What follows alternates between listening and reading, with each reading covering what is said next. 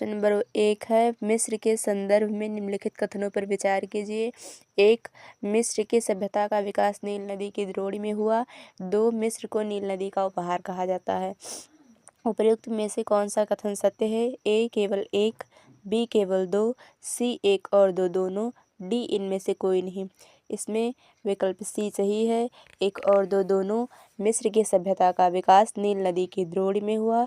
2 मिस्र को नील नदी का उपहार कहा जाता है। इसमें विकल्प सी सही है।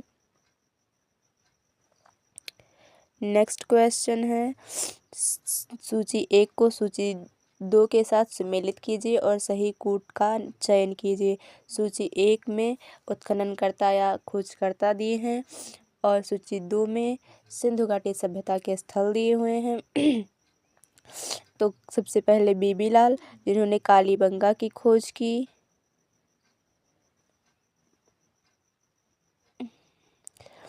फिर है MS वत्स, जिन्होंने रंगपुर की खोज की। NG मजूमदार ने चन्हूदड़ो और JP जोशी ने सुरकोटदा की खोज की। इसलिए यहाँ पे विकल्प ए सही है। नेक्स्ट क्वेश्चन है, ऋग्वेद के संदर्भ में निम्नलिखित कथनों पर विचार कीजिए। 1. ऋग्वेद की सर्वाधिक प्राचीन ऋचाएँ दूसरे व सातवें मंडल की हैं। 2. ऋग्वेद का पहला व 10वां मंडल नवीनतम मंडल है। 3.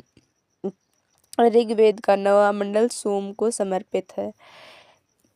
उपर्युक्त में से कौन सा कथन सत्य है? ए केवल 1, बी केवल 2, सी केवल 3, डी ये सभी। इसमें विकल्प डी सही उत्तर होगा।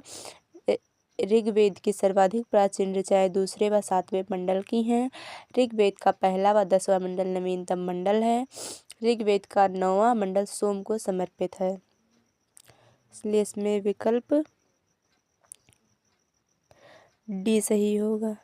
है निम्नलिखित में से कौन सा सही सुमेलित नहीं है? परुशनी, इसमें नदियां हैं और उनके प्राचीन नाम और आधुनिक नाम है। तो परुशनी प्राचीन नाम है रावी का और रावी आधुनिक नाम है। वितस्ता प्राचीन नाम है। झेलम आधुनिक नाम है। विपाशा प्राचीन नाम है। स्वात इसका नाम आधुनिक नहीं है, यही गलत है। अस्किनी प्राचीन नाम है। चिनाब सही नाम है। विपाशा व्यास का प्राचीन नाम है नदी का। इसमें विकल्प सी सही उत्तर है। विपाशा का आधुनिक नाम व्यास है। नेक्स्ट क्वेश्चन है, महात्मा बुद्ध के संदर्भ में निम्नलिखित कथनों पर विचार कीजिए। ए. महात्मा बुद्ध का जन्म कपिलवस्तु के निकट लुम्बिनी में 563 ईसा पूर्व में हुआ था। बी. महात्मा बुद्ध के बचपन का नाम सिद्धार्थ था। सी. रुक्मिणदेही अभिलेख से जानकारी मिलती है कि महात्मा बुद्ध का जन्म लुम्बिनी में हुआ था। ऑप्शन ए केवल 1, बी केवल 2, सी केवल 3, डी ये सभी। तो इसमें विकल्प डी सही होगा। महात्मा बुद्ध का जन्म कपिलवस्तु के निकट लुम्बिनी में 563 ईसा पूर्व में हुआ था। महात्मा बुद्ध के बचपन का नाम सिद्धार्थ था। रुक्मिणदेही अभिलेख से जानकारी मिलती है कि महात्मा बुद्ध का जन्म लुम्बिनी में हुआ था। इसमें विकल्प डी सही है। नेक्स्ट क्वेश्चन है, जैन धर्म के संदर्भ में निम्नलिखित कथनों पर विचार कीजिए। 1. जैन धर्म के त्रिरत्न सम्यक दर्शन, सम्यक चरित्र, सम्यक ज्ञान है। 2. जैन धर्म के 5 महाव्रत हैं, सत्य, अहिंसा, स्तेय, अपरिग्रह और ब्रह्मचर्य। 3. जैन धर्म में अहिंसा केंद्र मुख्य बिंदु है। इसमें ऑप्शन ये केवल 1, बी केवल 2, सी केवल 3, डी ये सभी। इसमें ऑप्शन डी सही है। तीनों मतलब ये सभी जैन धर्म के त्रिरत्न सम्यक दर्शन, सम्यक चरित्र, सम्यक ज्ञान है। 2. जैन धर्म के 5 महाव्रत हैं, सत्य, अहिंसा, स्तेय, अपरिग्रह और ब्रह्मचर्य। 3. जैन धर्म में अहिंसा केंद्र मुख्य बिंदु है। इसमें ऑप्शन डी सही है।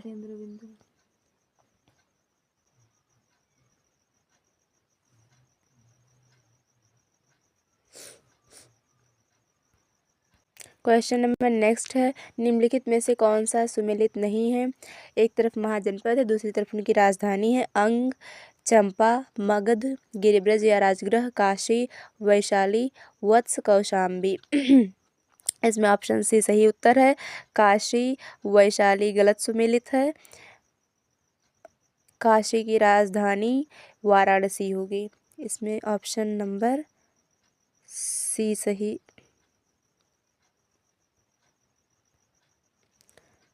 सही होगा।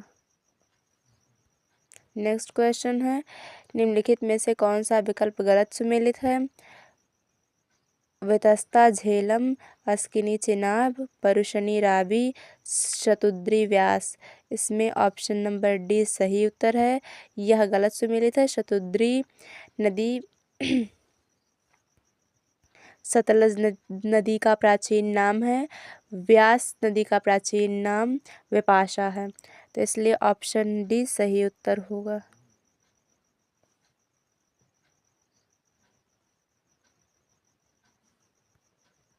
नेक्स्ट क्वेश्चन है, दशराज्य युद्ध के संदर्भ में निम्नलिखित कथनों पर विचार कीजिए।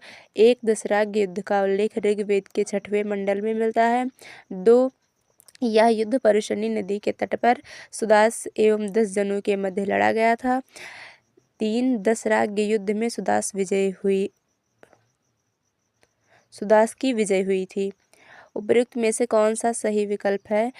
ऑप्शन ए केवल 1, ऑप्शन बी केवल 2, सी 2 और 3, डी 1, 2 तथा 3। विकल्प सी सही उत्तर है। दशराज्य युद्ध का उल्लेख ऋग्वेद के 7वें मंडल में मिलता है, न कि 6वें मंडल में। इसलिए विकल्प सी सही है। यह इसमें 2 और 3 सही है। यह युद्ध परुशनी नदी के तट पर सुदास एवं 10 जनों के मध्य में लड़ा गया था। 3, दशराज्य युद्ध में सुदास की विजय हुई थी। और दशराज्य युद्ध का उल्लेख ऋग्वेद के 7वें मंडल में मिलता है, न कि 6वें। इसलिए विकल्प सी सही होगा। नेक्स्ट क्वेश्चन है, पल्लव शासक नरसिंह वर्मन सेकंड के द्वितीय के संदर्भ में निम्नलिखित कथनों पर विचार कीजिए। 1, अरबों के आक्रमण के समय पल्लवों का शासक नरसिंह वर्मन द्वितीय था। 2, उसने कांची के कैलाश नाथ मंदिर का निर्माण करवाया। इसी मंदिर के निर्माण से द्रविड़ स्थापत्य कला की शुरुआत हुई। 3, दश कुमार चरित के लेखक दंडी नरसिंह वर्मन सेकंड के दरबार में रहते थे। उपयुक्त में से कौन सा कथन सही है? केवल 1, बी केवल 3, सी 1 और 3, डी 1, 2 और 3। विकल्प डी इसका सही उत्तर है। इसमें अरबों के आक्रमण के समय पल्लवों का शासक नरसिंह वर्मन सेकंड था।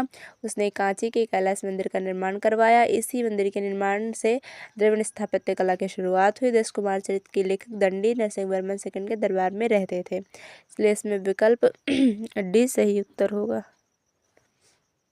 नेक्स्ट क्वेश्चन है, निम्नलिखित में से कौन सा विकल्प गलत सुमेलित है? कठोरता के आधार पर चट्टानों का वर्गीकरण। टैल्क व जिप्सम अंगुली के नख से खुरचा जा सकता है। फ्लोराइट व एपेटाइट स्टील से खुरचा जा सकता है। फेल्सपार व क्वार्ट्ज इस्पात एवं कांच से खुरचा जा सकता है। हीरा पुखराज से खुरचा जा सकता है। इसमें विकल्प डी सही उत्तर है। हीरा कोरंडम से खुरचा जा सकता है। कोरंडम पुखराज से खुरचा जा सकता है। पुखराज क्वार्ट्ज से खुरचा जा सकता है। इसलिए इसमें विकल्प डी सही उत्तर होगा। नेक्स्ट क्वेश्चन है, निम्नलिखित में से कौन सा विकल्प गलत सुमेलित है? ज्वालामुखी और दूसरी तरफ देश।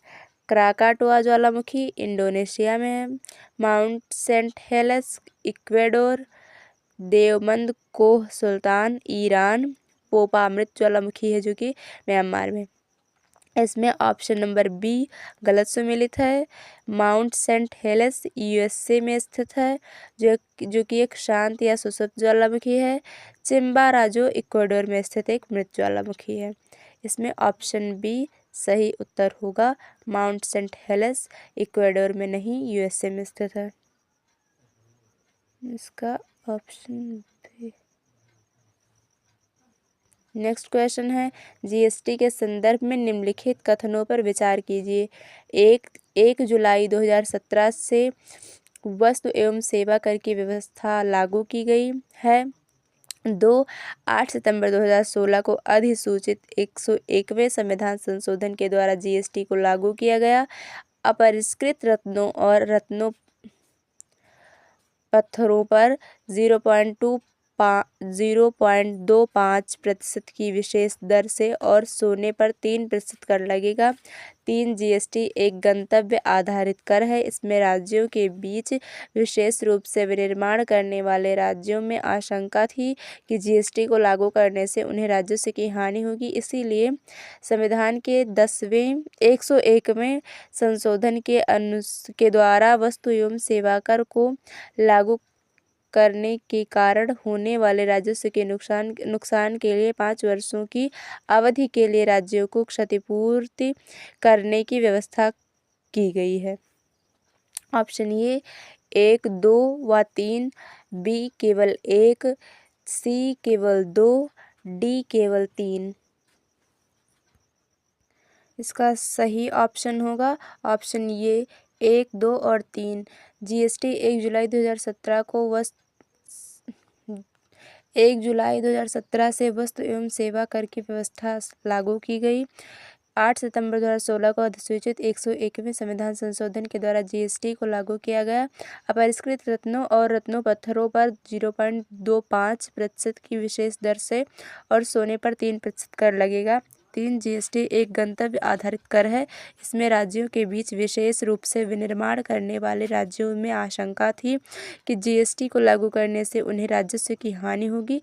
इसलिए संविधान के 101वें संशोधन के द्वारा वस्तु एवं सेवा कर को लागू करने के कारण होने वाले राजस्व के नुकसान के लिए 5 वर्षों की अवधि के लिए राज्यों को क्षतिपूर्ति करने की व्यवस्था की गई। इसमें ऑप्शन ये 1, 2, 3 तीनों सही है।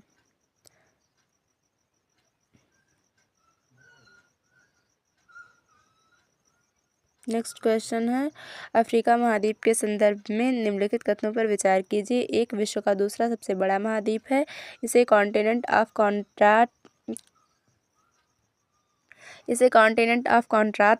कॉन्ट्रास्ट्स कहा भी कहते हैं। 2 अफ्रीका महाद्वीप जिब्राल्टर जलसंधि द्वारा यूरोप से पृथक होता है। इसके पूर्व में हिंद महासागर और पश्चिम में अटलांटिक महासागर है। 3 अफ्रीका महाद्वीप से होकर विषुववृत्त, कर्कवृत्त और मकरवृत्त गुजरते हैं। उपर्युक्त में से कौन सा कथन सत्य है? केवल 1, ऑप्शन ए, ऑप्शन बी केवल 2, सी 1, 2 और 3, डी केवल 3। ऑप्शन सी सही उत्तर है, 1, 2 और 3। अफ्रीका विश्व का सबसे बड़ा महाद्वीप, दूसरा सबसे बड़ा महाद्वीप है। इसे कॉन्टिनेंट ऑफ कॉन्ट्रास्ट्स भी कहते हैं। अफ्रीका महाद्वीप जिब्राल्टर जलसंधि द्वारा यूरोप से पृथक होता है। इसके पूर्व में हिंद महासागर और पश्चिम में अटलांटिक महासागर है। अफ्रीका महाद्वीप से होकर विषुववृत्त, कर्कवृत्त और मकरवृत्त गुजरते हैं। ऑप्शन सी इसका सही उत्तर है। नेक्स्ट क्वेश्चन है, एटलस पर्वत के संदर्भ में निम्नलिखित कथनों पर विचार कीजिए। 1 यह उत्तरी पश्चिमी अफ्रीकी महाद्वीप में स्थित है। 2 यह अल्जीरिया, ट्यूनीशिया व मोरक्को में 2500 किलोमीटर लंबाई में विस्तरित है।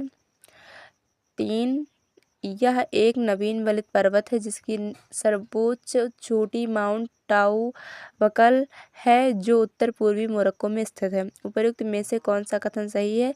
ए 1 और 2, बी केवल 2, सी केवल 3, डी 1, 2, 3। ऑप्शन ये इसका सही उत्तर है। इसमें 1 और 2 सही हैं। एटलस पर्वत एक नवीन वलित पर्वत है जिसकी सर्वोच्च चोटी माउंट टाऊ बकल है जो कि दक्षिण पश्चिमी मोरक्को में स्थित है। इसमें ऑप्शन ये सही है। इसका 1 और 2 विकल्प सही है। यह उत्तरी पश्चिमी अफ्रीकी महाद्वीप में स्थित है। यह अल्जीरिया, ट्यूनीशिया व मोरक्को में 2500 किलोमीटर लंबाई में विस्तरित है। और 3 ऑप्शन इसका गलत है। यह एक नवीन वलित पर्वत है जिसकी सर्वोच्च चोटी माउंट टाऊ बकल है जो दक्षिणी पश्चिमी मोरक्को में स्थित है। यह इसका सही उत्तर है और इसका ऑप्शन ए सही है। नेक्स्ट क्वेश्चन है, वुड बुफेलो नेशनल पार्क के संदर्भ में निम्नलिखित कथनों पर विचार कीजिए। 1, यह कनाडा में स्थित विश्व का सर्वाधिक बड़ा पार्क है। 2, यह उत्तरी अमेरिका महाद्वीप में स्थित है। 3, यह अल्बर्टा प्रांत में स्थित है। उपयुक्त में से कौन सा कथन सत्य है? विकल्प ए केवल 1, बी केवल 2, सी 1 और 2, डी 1, 2 और 3। विकल्प डी इसमें सही उत्तर है। Would buffalo national park Canada में स्थित विश्व का सबसे बड़ा पार्क है, सर्वाधिक बड़ा पार्क है। यह उत्तरी अमेरिका महाद्वीप में स्थित है। यह अल्बर्टा प्रांत में स्थित है। इसका ऑप्शन डी सही उत्तर होगा। नेक्स्ट क्वेश्चन है, अक्षांश के संदर्भ में निम्नलिखित कथनों पर विचार कीजिए। 1, पृथ्वी के केंद्र से किसी भी स्थान विशेष की मापी गई कोणीय दूरी 2, पूर्व से पश्चिम या पश्चिम से पूर्व की ओर खींची जाती है। 3, मानचित्र पर 181 अक्षांश रेखाएं तथा ग्लोब पर 179 रेखाएं होती हैं। 2 अक्षांश रेखाओं के बीच की दूरी 111 किलोमीटर होती है। उपयुक्त में से कौन सा कथन सही है? विकल्प ए केवल 1, 2, 1, 2 तथा 3, सी 2 और 3, डी 1 और 3। विकल्प बी सही उत्तर है। 1, 2 और 3 सही है। 1, पृथ्वी के केंद्र से किसी भी स्थान विशेष की मापी गई कोणीय दूरी। 2, पूर्व से पश्चिम या पश्चिम से ओर खींची जाती है अक्षांश रेखा। मानचित्र पर 181 अक्षांश रेखाएं तथा ग्लोब पर 179 अक्षांश रेखाएं होती हैं। 2 अक्षांश रेखाओं के बीच की दूरी 111 किलोमीटर होती है। विकल्प बी इसमें सही उत्तर है। नेक्स्ट क्वेश्चन है, निम्नलिखित में से कौन सा विकल्प गलत सुमेलित है? परत एक तरफ है, एक तरफ इनके नाम है। ए, भूपर्पटी परत पृथ्वी की सबसे बाह्यतम परत है, इसे सियाल कहते हैं। इसमें परत और नाम है उनके। ए, भूपर्पटी पृथ्वी की सबसे बाह्यतम परत होती है जिसमें सिलिकॉन और एल्युमिनियम की बहुलता होती है। बी, आवरण बीज की परत है। सीमा, जिसमें सिलिकॉन और मैग्नीशियम की बहुलता पाई जाती है इस परत में। सी, केंद्रीय भाग पृथ्वी की सबसे आंतरिक परत, इस परत में निकेल और फेरस या आयरन की बहुलता पाई जाती है। सबसे बड़ा आग्नेय चट्टानी पिंड बैथोलेथ है, स्टॉक नहीं है। इसमें ऑप्शन डी सही उत्तर है, यही गलत सुमेलित था। Option D. नेक्स्ट क्वेश्चन है, निम्नलिखित में से कौन सा विकल्प गलत सुमेलित है? सिद्धांत और भूगोलवेत्ता। ए, भूसन्नति कोबर। बी, महाद्वीपीय विस्थापन वैगनर। मतलब कौन सा सिद्धांत किसने दिया है? रेडियो एक्टिविटी जोली, तापीय संकुचन होम्स। विकल्प डी सही उत्तर है। इसमें तापीय संकुचन का सिद्धांत जेफ्रीज द्वारा दिया गया था। होम्स द्वारा संवहन तरंग का सिद्धांत दिया गया था। इसमें ऑप्शन डी सही उत्तर होगा। क्वेश्चन नंबर नेक्स्ट क्वेश्चन है, निम्नलिखित में से कौन सा विकल्प गलत सुमेलित है? आयोग, गवर्नर जनरल या वायसराय। उद्देश्य।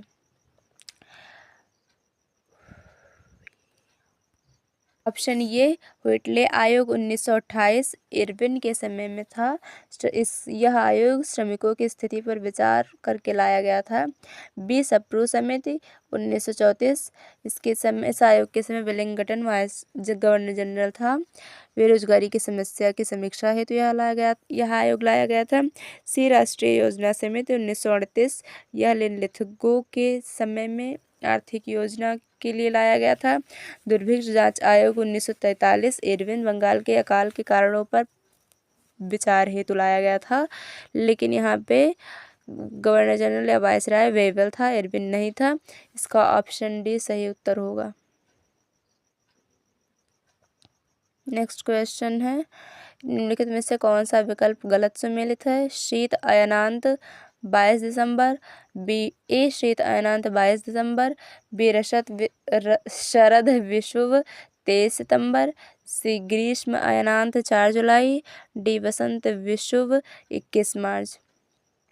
इसमें विकल्प सी सही उत्तर है। ग्रीष्म अयनांत 21 जून को होता है, 4 जुलाई को अपसौर तथा 3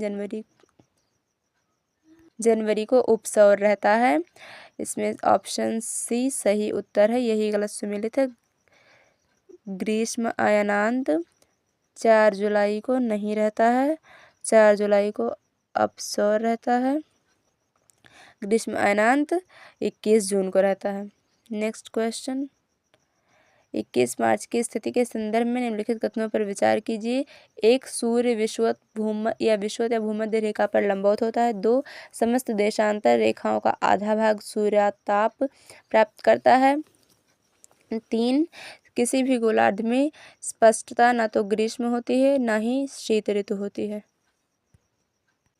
उपयुक्त में से कौन सा कथन सही है? ऑप्शन ए 1 और 2, बी 1, 2 तथा 3, सी 1 व 2, नहीं सी 1 व 3, डी केवल 1। विकल्प सी इसमें सही उत्तर है। 21 मार्च के दिन समस्त अक्षांश रेखाओं का आधा भाग सूर्यताप प्राप्त करता है और सूर्य विषुवत या भूमध्य रेखा पर लंबवत होता है। तो इसमें विकल्प 1 और 3 इसमें सही है। सूर्य विषुवत या भूमध्य रेखा पर लंबवत होता है। किसी भी गोलार्ध में स्पष्टता न तो ग्रीष्म होती है न ही शीत ऋतु होती है। 2, समस्त देशांतर रेखाओं का आधा भाग सूर्यताप प्राप्त नहीं करता है। इसमें समस्त अक्षांश रेखाओं का आधा भाग सूर्यताप प्राप्त करता है। इसमें ऑप्शन सी सही उत्तर होगा, 1 व 3।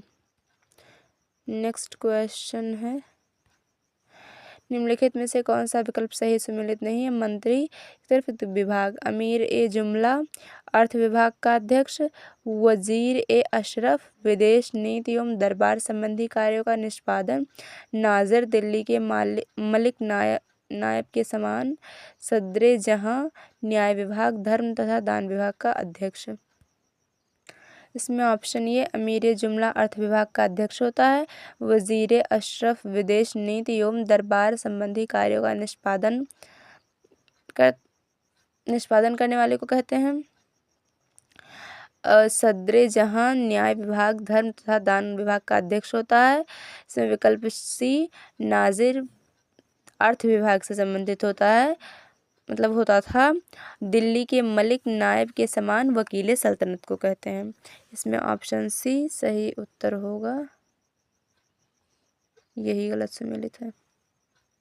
नेक्स्ट क्वेश्चन है, निम्नलिखित में से कौन सा विकल्प गलत सुमेलित है? संस्थाएं और संस्थापक। ऑप्शन ए हिंदू महासभा की स्थापना मदन मोहन मालवीय ने करवाई, की थी। बी स्वराज पार्टी मोतीलाल नेहरू व Chittaranjan Das, C Hindustan Republic Association Gopal Krishna Gokhale, D Khudai Khidmatgar Abdul Gaffar खां। इसमें विकल्प सी सही उत्तर है, यह गलत सुमेलित है। हिंदुस्तान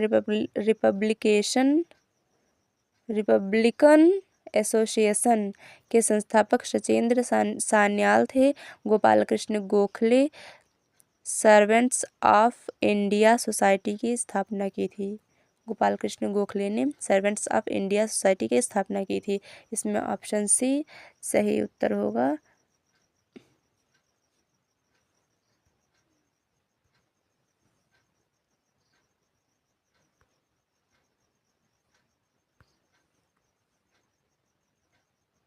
ऑप्शन सी सही उत्तर होगा, ऑप्शन सी। नेक्स्ट क्वेश्चन है, निम्नलिखित में से कौन सा विकल्प गलत सुमेलित है? अधिवेशन है कांग्रेस अधिवेशन, अध्यक्ष उसके और उसमें अधिवेशन में विशेष क्या था? ऑप्शन ए कलकत्ता अधिवेशन 1896 रहीमतुल्लाह सयानी पहली बार वंदे मातरम इसमें गाया गया था। बी कलकत्ता अधिवेशन 1906 दादा भाई नौरोजी पहली बार स्वराज शब्द का प्रयोग हुआ था। सी सूरत अधिवेशन 1907 रास बिहारी घोष कांग्रेस का प्रथम विभाजन। डी कलकत्ता अधिवेशन 1911 पंडित विशन नारायण पहली बार इसमें जनगण मन गाया गया था। ई कलकत्ता अधिवेशन 1917 सरोजिनी नायडू पहली महिला अध्यक्ष। इसमें विकल्प ई सही उत्तर है। इसमें कलकत्ता अधिवेशन 1917 में अध्यक्षता एनी बेसेंट ने किया था। तो इसमें ऑप्शन ई सही होगा। कलकत्ता अधिवेशन 1917 में अध्यक्षता एनी बेसेंट ने की थी। सरोजनी नायडू ने कानपुर अधिवेशन 1925 में अध्यक्षता की थी, जो कि प्रथम भारतीय महिला अध्यक्ष थी। और कांग्रेस की प्रथम महिला अध्यक्ष एनी बेसेंट थी और प्रथम भारतीय महिला अध्यक्ष सरोजनी नायडू थी। इसमें ऑप्शन ई सही उत्तर होगा। नेक्स्ट क्वेश्चन है 126। सल्तनत काल के वंशों को सही क्रम में व्यवस्थित करें उनके काल क्रमानुसार। ए गुलाम वंश, तुगलक वंश, खिलजी वंश, सैयद वंश, लोधी वंश। तो सबसे पहले 1, 3, 2, इसमें ऑप्शन ए सही उत्तर है। सल्तनत वंशों का सही क्रम है पहले गुलाम वंश, फिर खिलजी वंश, तुगलक वंश, सैयद वंश, लोधी वंश। इनका सही क्रम था गुलाम वंश, खिलजी वंश, तुगलक वंश, सैयद वंश, उसके बाद लोधी वंश। इनका कालक्रम है गुलाम वंश का मतलब इनका क्या कहते हैं इसको कि इसमें अवधि है गुलाम वंश की 1206 से 1290, खिलजी की 1290 से 1320, तुगलक वंश की 1320 से 1412 या 1414 कहीं कहीं पे मिलता है, सैयद वंश 1414 से 1451, लोधी वंश 1451 से 1526। तो इसका सही क्रम होगा गुलाम वंश, खिलजी वंश, तुगलक वंश, सैयद वंश, लोधी वंश। नेक्स्ट क्वेश्चन है मतलब इसका सही ऑप्शन है उत्तर है ऑप्शन ए। नेक्स्ट क्वेश्चन है लोधी वंश 1451 से 1526 के संदर्भ में निम्नलिखित कथनों पर विचार कीजिए। एक, लोधी वंश का संस्थापक बहलोल लोधी था। 2, लोधी वंश का शासन दिल्ली पर प्रथम अफगान शासन था। 3, लोधी वंश का अंतिम शासक इब्राहिम लोधी था, जिसे बाबर ने 21 अप्रैल 1526 को पानीपत के प्रथम युद्ध में पराजित किया। उपरोक्त में से कौन सा कथन सही है?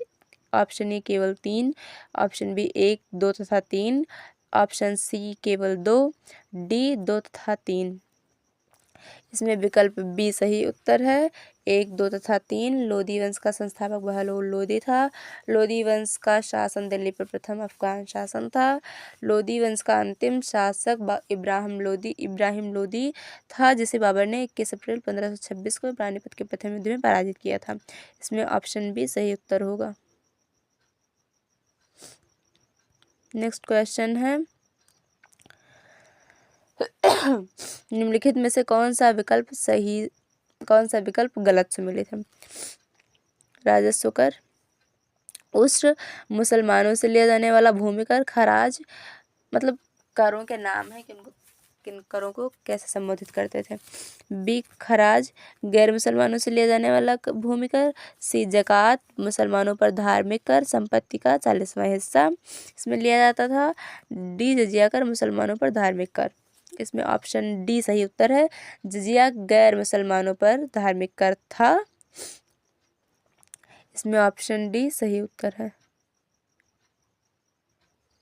नेक्स्ट क्वेश्चन है सूची ए को सूची 2 के साथ सुमेलित कीजिए और सही कूट का चयन कीजिए। सूची 1 इधर शासक हैं और इधर उनके मतलब उनके दरबार में रहने वाले महापुरुष हैं। तो समुद्रगुप्त, बाणभट्ट, कनिष्क, चाणक्य या कौटिल्य या विष्णुगुप्त, चंद्रगुप्त मौर्य, नागार्जुन, हर्षवर्धन, हरिशंकर।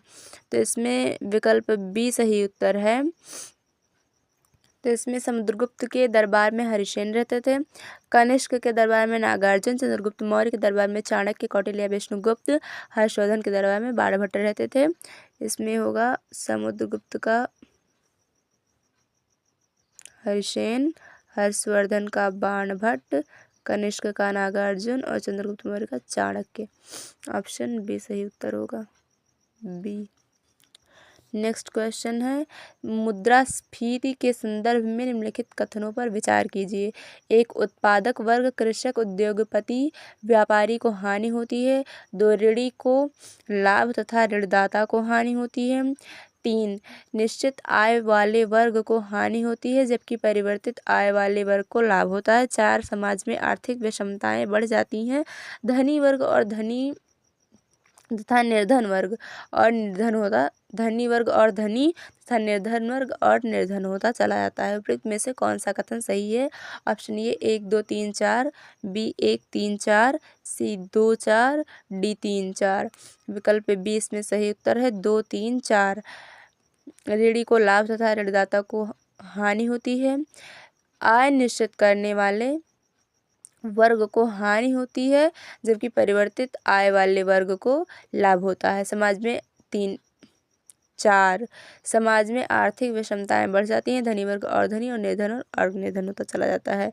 विकल्प बी इसमें सही उत्तर है। उत्पादक वर्ग, कृषक, उद्योगपति, व्यापारी को लाभ होता है मुद्रास्फीति बढ़ने पर।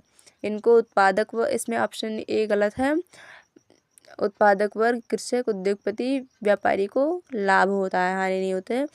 2 3 4 इसमें सही उत्तर है बी। नेक्स्ट क्वेश्चन है, महमूद गजनबी के संदर्भ में निम्नलिखित कथनों पर विचार कीजिए। 1, महमूद गजनबी ने भारत पर 17 बार आक्रमण किया। 2, महमूद गजनबी का दरबारी इतिहासकार उत्बी था।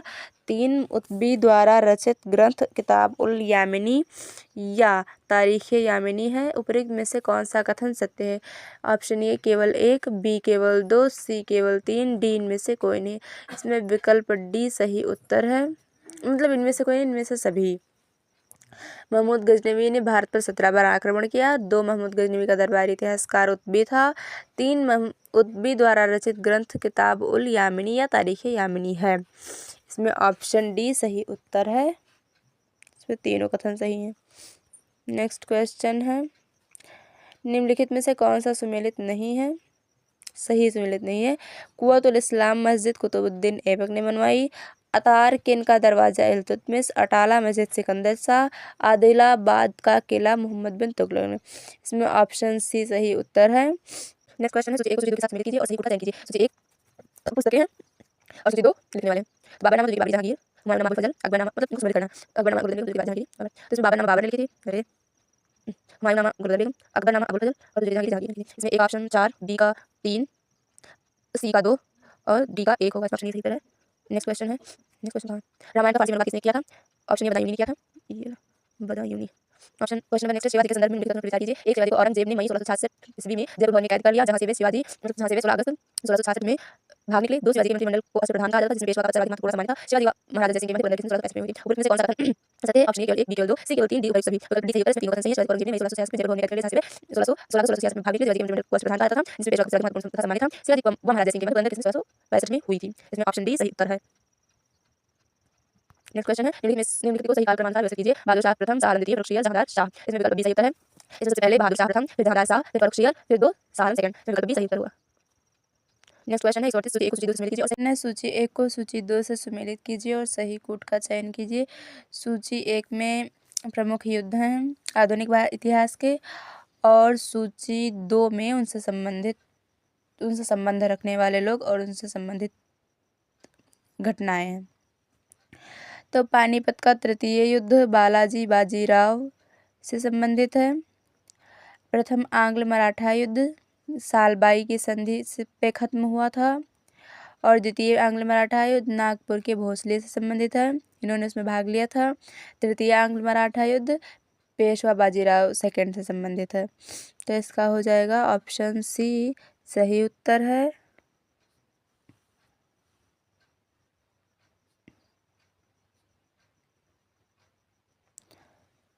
नेक्स्ट क्वेश्चन, निम्नलिखित कथनों पर विचार कीजिए। नेक्स्ट क्वेश्चन है, निम्नलिखित कथनों पर विचार कीजिए। 1, 17 मई 17 मई 1498 ईस्वी में वास्को डी गामा भारत के पश्चिमी तट पर स्थित कालीकट बंदरगाह पहुंचा। 2 इस यात्रा में वास्को डी गामा को गुजराती पथ प्रदर्शक अब्दुल मनीद ने सहयोग किया था। 3 फ्रांसिस्को द अल्मीडा 1505 ईस्वी में भारत का प्रथम फ्रांसीसी वायसराय बनकर आया। उपरोक्त में से कौन सा कथन सत्य है? केवल 1 और 2, केवल 2 केवल 3, उपरोक्त सभी। इसमें विकल्प ए सही उत्तर होगा। 1 और 2 इसमें सही है। 17 मई 1498 ईस्वी में वास्को डी गामा भारत के पश्चिमी तट पर स्थित कालीकट बंदरगाह पहुंचा। इस यात्रा में वास्को डी गामा को गुजराती पथ प्रदर्शक अब्दुल मनीद ने सहयोग किया था। इसका तीसरा ऑप्शन इसलिए गलत है क्योंकि फ्रांसिस्को द अल्मीडा 1505 ईस्वी में भारत फ्रांसीसी नहीं पुर्तगाल से आया था, इसलिए पुर्तगाली वायसराय बनकर आया था। 1 और 2 इसमें उत्तर सही हो गया। ऑप्शन ए सही उत्तर है।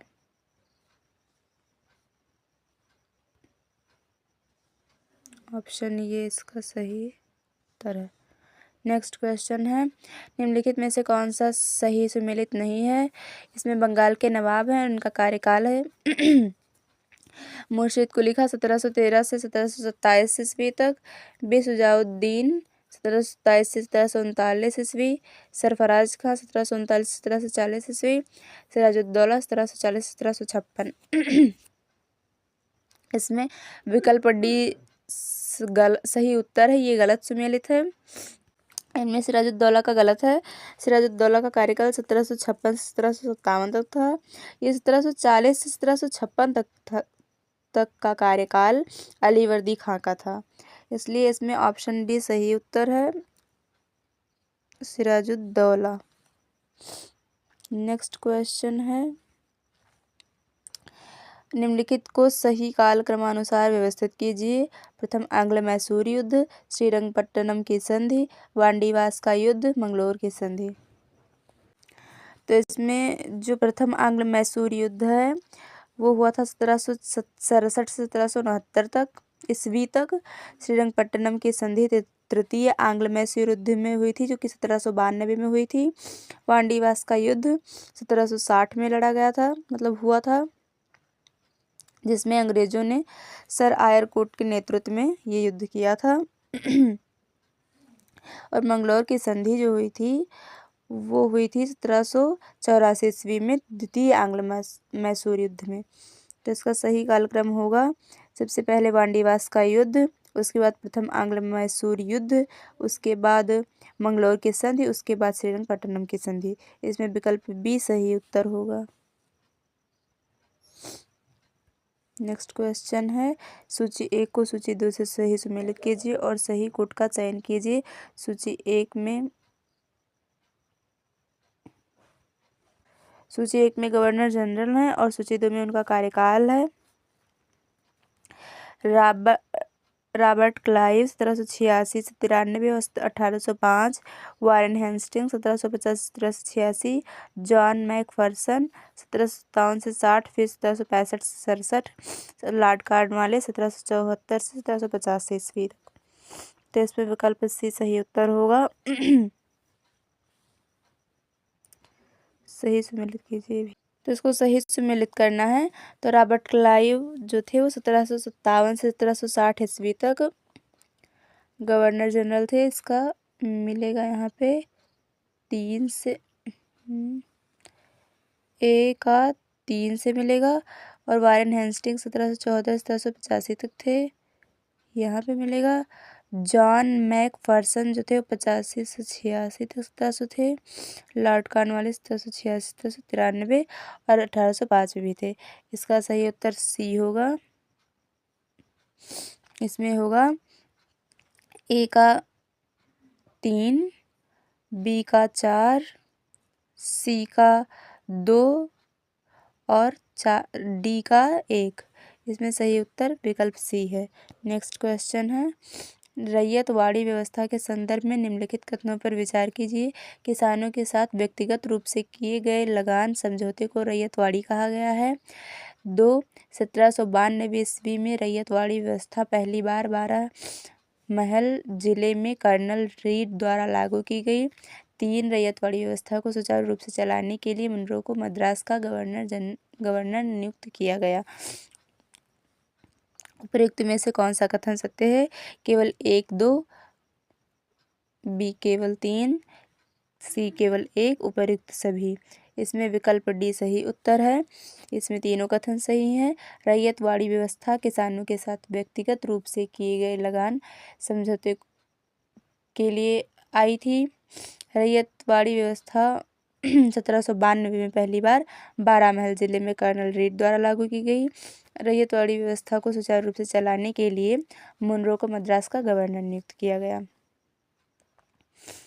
इसमें विकल्प डी सही उत्तर होगा। प्रयुक्त सभी। नेक्स्ट क्वेश्चन है, सहायक संधि में शामिल होने वाले राज्यों को सही कालक्रमानुसार व्यवस्थित कीजिए। तो इसको सही कालक्रमानुसार व्यवस्थित करना है। तो इसमें सबसे पहले होगा हैदराबाद, उसके बाद मैसूर, उसके बाद तंजौर, उसके बाद अवध, उसके बाद पेशवा, उसके बाद बरायूं भोसले, उसके बाद सिंधिया। इसका सही विकल्प होगा विकल्प ए, इसका सही उत्तर होगा। नेक्स्ट क्वेश्चन है, सूची 1 को सूची 2 से सम्मिलित कीजिए और सही कोड का चयन कीजिए। सूची 1 में गवर्नर जनरल हैं और सूची 2 में उनके द्वारा लाए गए उनके द्वारा किए गए कार्य हैं।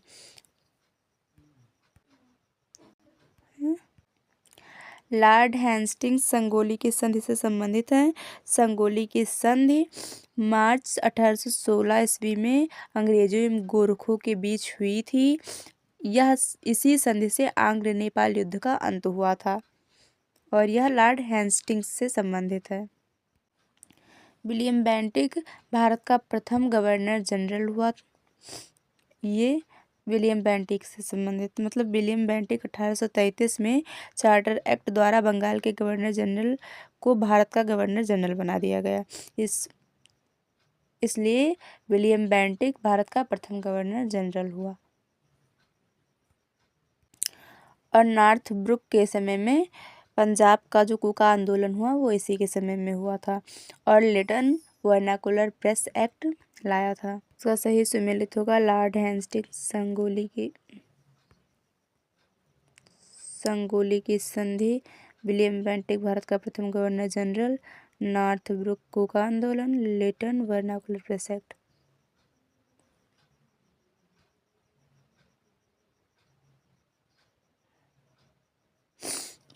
तो इसका सही उत्तर विकल्प बी होगा, विकल्प बी। नेक्स्ट क्वेश्चन, निम्नलिखित में से कौन सा सही सुमेलित नहीं है? फकीर विद्रोह 1776-77, पहाड़िया विद्रोह 1779, चुआरो विद्रोह 1799 से 1801, चेरो विद्रोह 1800। तो इसमें चुआरो विद्रोह जो है वो गलत लिखा हुआ है। चुआरो विद्रोह 1798 में हुआ था और 1799 से 1801 में पालीगरा का विद्रोह हुआ था जो कि तमिलनाडु में हुआ था। फकीर विद्रोह बंगाल में हुआ था। पहाड़िया विद्रोह बिहार में हुआ था, भागलपुर में। चुआरो विद्रोह बांकुड़ा बंगाल में ये भी हुआ था। और चेरो विद्रोह झारखंड पलामू में हुआ था। तो इसमें चुआरो विद्रोह का मतलब डेट गलत है जो कि 1798 में हुआ था।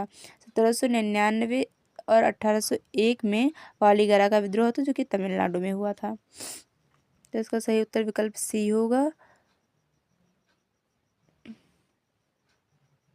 चुआरो का विद्रोह। नेक्स्ट क्वेश्चन है, 1857 की क्रांति के संदर्भ में निम्नलिखित कथनों पर विचार कीजिए। 1. 1857 की क्रांति की असफलता के बाद सेना में अंग्रेज सैनिकों और पदाधिकारियों की संख्या में वृद्धि की गई। 2. बंगाल की सेना में भारतीयों और अंग्रेज सैनिकों का अनुपात 2:1 तथा बम्बई और मद्रास की सेनाओं का अनुपात 5:2 का रखा गया। उपयुक्त में से कौन सा कथन सत्य है? केवल 1, बी केवल 2, सी 1 2 दोनों गलत हैं, उपर्युक्त सभी। इसमें विकल्प डी सही है। 1857 की क्रांति की सफलता के बाद सेना में अंग्रेज सैनिकों की पदाधिकारियों की संख्या में वृद्धि की गई। बंगाल की सेना में भारतीयों और अंग्रेज सैनिकों का अनुपात 2:1 तथा बम्बई और मद्रास की सेनाओं का यह अनुपात 5:2 रखा गया। नेक्स्ट क्वेश्चन इसमें है, निम्नलिखित को सही कालक्रमानुसार व्यवस्थित कीजिए। तो इसमें सबसे पहले होगा एशियाटिक सोसाइटी, जिसकी स्थापना 1784 में विलियम जोन्स, जिसके संस्थापक थे, इन्होंने की थी। इसके बाद होगा आत्मीय सभा, इसकी स्थापना 1815 ईस्वी में हुई, इसे राजा राम मोहन राय ने की। इसके बाद है वेदांत कॉलेज, इसकी स्थापना 1825 में हुई, यह भी राजा राम मोहन राय ने ही स्थापित किया। इसके बाद युवा बंगाल आंदोलन, 1826 ईस्वी में इसकी स्थापना हुई, हेनरी लुई विवियन डिरोजियो ने इसकी स्थापना की थी। इसके बाद सबसे अंतिम में है ब्रह्म समाज, इसकी स्थापना 1828 ईस्वी में हुई, इसे भी राजा राम मोहन राय ने की थी। इसका विकल्प ये सही उत्तर होगा। एशियाटिक सोसाइटी, आत्मीय सभा, वेदांत कॉलेज, युवा बंगाल आंदोलन, ब्रह्म समाज, इसका विकल्प ये सही उत्तर होगा।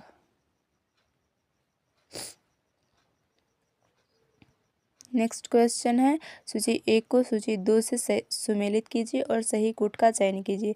सूची 1 में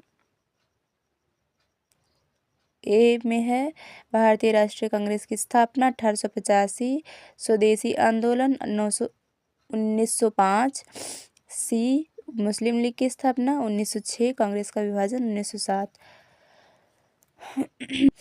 तो इसमें भारतीय राष्ट्रीय कांग्रेस की स्थापना 1885 में ही हुई थी, स्वदेशी आंदोलन भी 1905 में ही हुआ था, मुस्लिम लीग की स्थापना 1906 में हुई थी और कांग्रेस का विभाजन 1907 में हुआ था। इसका विकल्प बी सही उत्तर होगा।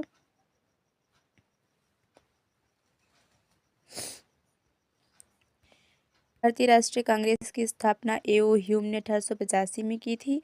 स्वदेशी आंदोलन हुआ था करजन के बंगाल विभाजन के बाद में, और मुस्लिम लीग की स्थापना 1900 मतलब स्वदेशी आंदोलन बंगाल विभाजन के विरोध में हुआ था। इसके बाद बंगाल का विभाजन हुआ था। मुस्लिम लीग की स्थापना 1906 में हुई थी और कांग्रेस का विभाजन 1907 में हुआ था। नरम दल और गरम दल में सूरत अधिवेशन में हुआ था इसका विभाजन कांग्रेस का, जिसमें अध्यक्ष डॉक्टर रासबिहारी घोष थे। तो इसका विकल्प बी सही उत्तर होगा कि भारतीय राष्ट्रीय कांग्रेस की स्थापना 1885, स्वदेशी आंदोलन 1905, मुस्लिम लीग की स्थापना 1906, कांग्रेस का विभाजन 1907। इसका विकल्प बी सही उत्तर होगा। नेक्स्ट क्वेश्चन है, इंकलाब जिंदाबाद का नारा किसने दिया था? इसका विकल्प सी सही उत्तर है, भगत सिंह।